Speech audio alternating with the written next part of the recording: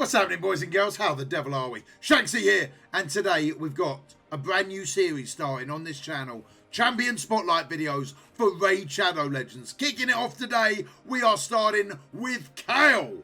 Kael is obviously one of your starter champions. Now, it is worth noting, guys, before we get into this video, I am a very minimal player at the moment, guys. We're not doing level 20 dungeons. We've not got a huge, great haul that's built up and everything like that. I'm going to show you these champions, what they can achieve at my level, but obviously you can add on to that if you can hit them higher up. So this is basically an idiot's guide to Kael by an idiot. Hope you enjoy it. Stick around and let's have a little look at him.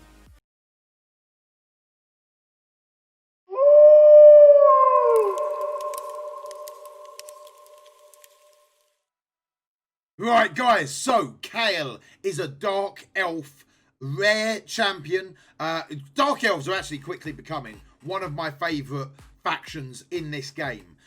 So he's got a base HP at level 60 of 13,710. He's got an attack of 1200, defense of 914, speed at 103, crit rate 15, crit damage 57, resist 30, and 0 accuracy. Now, it is worth noting that Kael does need some accuracy. Why is that, Shanks? Well, let me tell you, baby. Because of his ultimate ability, his A3, as you like, attack 4 times at random, has a 40% chance of placing a 5% poison debuff. Poison debuffs come in two forms, 2.5% and 5%. 5% being the bigger version. So, at fully booked out, this will actually go up to a 50% chance, more damage, and also go up to a 4-turn cooldown on his A3. Really, really good, and that's why it makes him so effective a poisoner in places like clan boss, dragons, you name it. He's very, very, very viable. His A2 is probably one of my favourite skills in the game, and is one of the skills that got me through so much of the game. Makes him very viable as a campaign farmer, as you were. And one of my first pieces of advice, if you are first starting up this game, is get your Kael to level 60.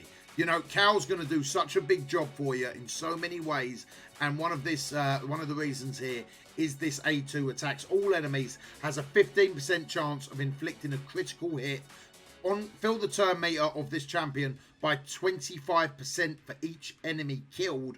On waves, you can literally go back to back. Now, if you've got the right masteries, you might even reset this very, very quickly as well. Dark Bolt is his A1. Attack one enemy, has an 80% chance of placing a 2.5% poison. That's the smaller of the poisons, a debuff for 2 turns. Now, where this gets a little bit trickier end game, or even towards the mid game, is when you've got better poisoners. You don't actually want the clan boss poison filling up with these 2.5%. No, no, no, no, no. You want to be hitting them with the big version every single time. And that's why Kael does get a little bit phased out of clan boss towards the end. Otherwise, he's a really, really solid champion, guys. So, right, let's have a little look at his ratings. Clan boss, I would say he's a 5, definitely early game, without a shadow of a doubt. I think I've actually already rated this guy. Arena offense, I'm going to give him a 5 because of early game. He can do a real good job for you, man. Campaign locations all day long, a 5. Spiders, I'm going to give him a 4. All right, he drops off a little bit later game. He doesn't have that type of damage. But spiders, I'm going to give him a 4. Dragons, I'm going to go 5 all day long. Arena defense, I don't really get that many wins with him, so we'll leave him off that. Minotaurs, I'm going to give him a 5. Fire Knights, to be honest, he does a job for you in the waves. He can also use his special on the Fire Knights, and that's basically 4 hits off the shield straight away. So I'm going to give him a 4 in Fire Knights, guys. Now, that might drop off a little bit later on down in game. I don't really feel like he's that great in any of the keeps. However, he can do a real solid job for you as a damage dealer, especially if he's your first champion. Once you've got him built up, he's going to do a job for you, right? He is going to do a job for you across the board. So I'm going to pretty much say 4 absolutely everywhere because I really like Kael. And my Kael, let's see what we've got him with so far. Right, guys, so this is my Kael. At the moment, he's at 24.5k power. He is in a lifesteal set with speed as well. I use him predominantly now in clan boss, but up until a week ago, I used him pretty much everywhere. He was my go-to everything got me through all of the campaigns, well, at least normal, brutal, and normal, nightmare, and brutal, I think. Hang on. He got me through all of the campaigns, normal, hard, and brutal, and he's done a bit of a job for me so far in Nightmare. However, I've not yet completed Nightmare. To be honest, I've been sidetracked with doing 1,000,001 different things, as I'm sure in Rage you can fully understand that happens to all of us, right? So 24.5k power, he does a huge job for me in Clan Boss. My team literally today being able to 1-key the hard Clan Boss, and I'm pretty proud of that so far, right? So the way I've got him built at this point in time is I'm building more for accuracy than anything else. Speed's obviously very, very important. He's only on 158 speed. I would like that a little bit higher. I would like his defense an awful lot higher. But as you can see, I don't get a great deal of bonuses from my Great Hall. I don't get a great deal of bonuses from my Arena tier. Literally, so accuracy is 133 at the moment. But let's have a little look at the type of gear that we're running. So we're running a life steal weapon. It's got to be attack as the primary stat. That's all you're ever going to be able to get, with a double roll on accuracy, 5% there on attack as well. And the resistance is neither here nor there. It's not really that big a deal.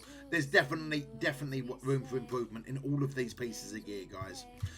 His helm is 5-star. He's got 3,480 HP, which is a big chunk of his overall bonus HP. Again, a double roll on accuracy, a little bit there on HP, and a little bit of crit rate in there as well. For his shield, we're going with a little bit of crit damage. We're going for that extra defense, because especially if you're running in Clan Boss, guys, defense is king, without a shadow of a doubt. Crit rate on the gloves. Now you can see he's only got a 68% crit rate. Ideally, I would like to be able to push that a little bit more. He does get that bonus crit rate from his A2, but I would really like to be able to push that up to 100%, and it would do a much better job, and it'd be a much better campaign farmer. On this, we've got a single roll on accuracy, and then the rest of the stats are actually really bad. So these gloves could easily be better. The only reason that I'm using them at this point in time is crit rate. We've gone defense for the chest. Now, again, if you're using him in Clan Boss, defense is actually absolutely huge, keeping him alive a lot longer. We've also got HP percentage there on one of the rolls with speed as a substep. And then for the boots, we are actually going for attack boots, guys. Now, I wouldn't recommend going for attack boots, but if you're using him as a campaign farmer, I actually used attack boots and an attack chest for him, just to make sure he can clear those waves really quickly. Now, I don't have an awful lot of options where it comes to the ring, so we're running in a HP ring. There's not really a better option there for me. If I could, I would run him in a defense ring, and yeah, that's probably where I'd really be looking for. Defense with defense percentage would be beautiful. He's also got attack percentage on there as well. On his amulet, guys, I would really like crit damage. But unfortunately, I just don't have it. So I run HP there as well. Defense or crit damage would be ideal. He's got a single roll there on accuracy, and he's got a little bit of crit damage on the neck as well. Now, for his banner, and this is where it gets even worse, guys, I'm running him in a HP banner. Now, if I could find an accuracy banner, I would definitely do that. And I feel like it would actually help out an awful lot. Because then we wouldn't need to go so much for accuracy in his other stages. We could start looking for that extra crit rate, that extra crit damage. But anyway, that is how my Keal's built. Let's have a little look at his masteries real quick. Again, for a Clan Boss build, we've gone for offense and support. Offense down here, we want, support down here. We just want the accuracy, basically, guys. We just want the accuracy as much as humanly possible. And then going down here to a 30% chance to extend duration from any debuff cast by this champion. Now, again, why are we taking that? Of course, you're right, it's the poisons. And going down this way, obviously, everyone's going to want crit rate. Then we're going to go into crit damage. Them two are like literally, if you're just starting out with masteries, them two are pretty much going to be on 99.9% of your champions. Moving all the way down here, we want to go for extra speed when people are killed. And then all the way into War Master. War Master is going to help out your Clan Boss massively. So, let's have a little look at him in some different areas. So, we'll start in spiders, guys. Now, With the spiders, again, keep in mind, I'm not a huge player yet, guys. We're going to get better, 100%. I was actually managing to run Kael up to about spiders 12, where I had to sub him out the team. And it broke my heart having to sub him out the team. This was probably one of the first places that I subbed him out for. And he took me up to about 12. Now, the reason for that is I just found a little bit more damage on the waves and things like that. Actually really, really helped out. So I'm running High Cartoon as a speed lead with War Maiden for the defense down. Cold Heart for the turn meter manipulation. If I didn't have Cold Heart, I'd be putting in Arminger there without a shadow of a doubt. Arminger is an uncommon that can do a huge job for you guys. Sinisha is really, really good there as well. Sinisha's actually taken Kael's place overall. Bellower there for a little bit more AoE damage. Ideally, I would like this Bellower in a stun set, but you can only work with the tools you've got, which is pretty much the story of my raid life so far. You can only work with what you've got, and he does a good old job for you though. So let's have a little look. We'll start this off. High Cartoon's going to come in there with a speed boost. Now, ideally, the Kael, the Cold Heart AoE, and the Bellower are going to be enough to deal with all of these spiders every single time. All of them kills there, he's going to get an extra turn straight away, and he's going to start poisoning the spiders. Bellower's going to come in there, put that defense down, that attack down. We've also got a better version of defense down from War Maiden, but she's not necessarily guaranteed to land it, right? So then the Heartseeker's going to come in, drop an obscene amount of damage, and if we can get that back up by the time this spider will get a reset, there's no two ways about that, but if we could get it back up quicker, it would be absolutely disgusting. Art of Pain there, so Cold Heart's going to come in there and start dealing with these waves. Kael again comes in there with a huge hit, and we're just not letting these spiders get a chance to go, because when they do go, they are going to drop this War Maiden without a shadow of a doubt. There's no two ways we are going to be able to keep that War Maiden alive. She's negative affinity in this dungeon, and if these spiders start getting a bit of a go, we are bang in trouble. So as you can see here, the spider's actually going to get a first go. In a second, we're going to use this AoE here, and we're going to hopefully drop a little bit of turn meter and not let all of these spiders get gobbled up by the big spider, because if all of them get gobbled up, it's going to hit hard. It's going to hit hard. But you can see Kael doing a tremendous bit of this work, dealing with these waves. The rest of the guys are doing a job. Now, if you didn't have any of these champions, what I would recommend doing is looking for an AoE defense down. War Maiden's farmable. Just farm her up, guys. She's absolutely awesome. High Cartoon is a great speed lead. She's not the best speed lead. Any other speed lead will do a job. If you had an apothecary and you didn't feed him like I did, then you're onto the right track, right? Because you're going to want someone, not necessarily a speed lead, but someone that's going to be able to speed up the rest of your team. Bellower here can be replaced by pretty much anyone that's got AoE damage. Will do the job for you that Bellower's doing for me. So hopefully we do that Heartseeker. That Heartseeker comes in, hits absolutely crazy hard. And again, it's not even just there for the crazy hard damage. It is there for that turn meter manipulation. What did we get out of that? We got an attack Skinwalker's amulet. And again, I'm at that stage where pretty much all jewelry is good jewelry. Where else can we use it? Let's have a little look at Fire Knights. So right, let's crack on with a little bit of Fire Knight. Now, at the moment, I'm up to stage 13. I can beat stage 13 fairly comfortably, but I think, unfortunately, I may have subbed Kael out by this point. Stage 11, I think he's going to do a fairly good job for us. We're going to run him as a lead. We're going to use Umbral Enchantress there. We're going to use War Maiden for the defense down, Coffin Smasher for the 3-hit A1, and we're going to use Cold Heart for the manipulation.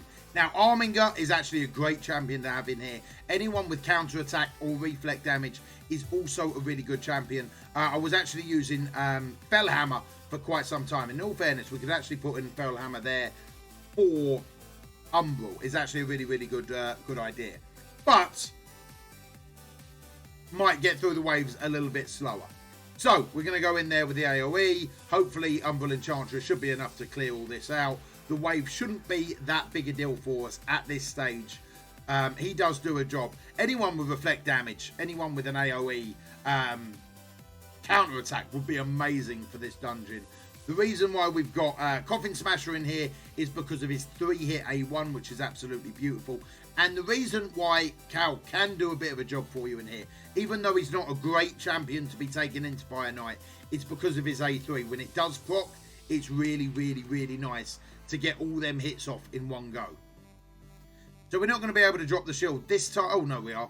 And we can get a defense attack on him as well. Lovely. Going to take a bit of a hit there. Now, all of a sudden, that counter-attack champion's going to come in and take out 2 hits. Keal didn't have his there, and unfortunately, Coldheart used that A2 instead of her A1, which would have actually worked out a lot nicer for us.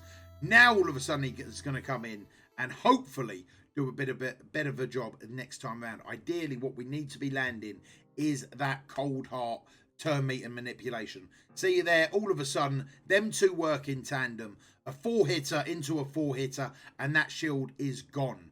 Now, if we can get lucky here and we can get a little bit of heal reduction or a turn meter manipulation from Coldheart in the right time, which we didn't have enough speed because of that unfortunate decreased speed, her Heartseeker comes off at the wrong time.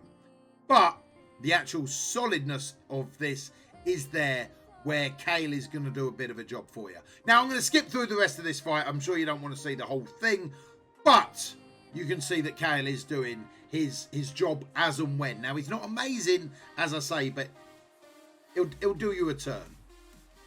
Right, that quickly turned into one of the longest fights in my life. But as you can see, Keal was actually the MVP there, doing the most damage through the waves and on the boss as well. Coming in very close was Umbral Enchantress with a wave clear, and Coldheart, of course, with that turn meter manipulation. But where else can we use him? Now, he's also a great campaign farmer, guys. He'll do a job for you absolutely everywhere. But he's also a great campaign farmer. Now, I have now recently subbed him out for Belor as a campaign farmer and changed his gear around a little bit as a result of that. But as you can see, at 12.6, 12.6 or 12.3 are the best places to farm. 12.6 for the extra XP, 12.3 for the extra silver. We will have a very, very quick look at Keal going through there. Bam, clears wave 1. Bam, will do a job in wave 2. Now, this is why he's not going to be a 12-second campaign farmer, unfortunately, is because he doesn't have that instant reset on his A2.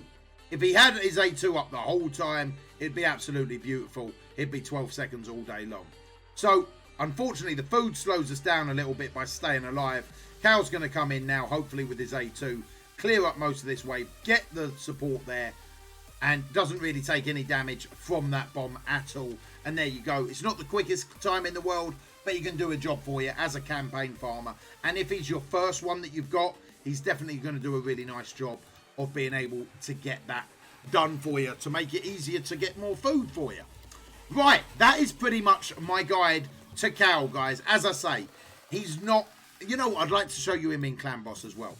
Now, we've managed to, as I say, we're only hitting hard at the moment, and we managed to 1-key hard with Keal doing the lion's share of the damage. I'm going to take him in to Brutal. I'll spend a key on him in Brutal. We're going to use the same team as I used for hard, and let's have a little look. Now, it's a straight auto setup for me.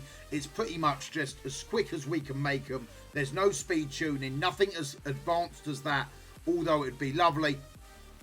And keep in mind, guys, not even all of his gear is maxed out either at this point in time. So we're going to be using Coffin Smasher there for the defense attack. We're going to be using Haikatoon as the speed lead and hopefully getting our guys to go a little bit faster. Occult Brawler being our main poisoner, and Keal basically being our backup poisoner, because he's still one of the only champions we've got fully mastered with full gear on him and everything like that. And he still does a really good job, as you'll see in this Clan Boss. So he's going to be coming in there with, hopefully when he hits his A3, those big poisons and those small poisons on his A2 will still do a job for you. So I will skip forward for the rest of this fight, and let's see what type of damage Keal can bring to the Clan Boss. Right then, guys, that was the Clan Boss run over. We lasted 4 minutes and 23 seconds, and we done all right, man. We actually managed to do 10.6 million damage on Brutal, 3.9 million of that coming from Keal.